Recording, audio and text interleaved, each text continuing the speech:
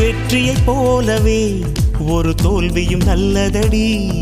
வேப்பம் பூவிலும் சிறு தேன் துளி உள்ளதடி. குற்றம் சொல்லாமல் ஒரு சுற்றம் இல்லையடி. இளையும் புன்னகையால் நீ இருட்டுக்கு வெள்ளையடி. தவறுகள் பண்ணி பண்ணி திருந்திய பிறகுதான் நாகரிகம் பிறந்ததடி. தவறுகள் குற்றமல்ல, சரிவுகள் வீழ்ச்சியல்ல, பாடம்படி பவள கொடி. உள்ளம் என்பது கவலைகள் நிரப்பும் குப்பை தொட்டி இல்லை.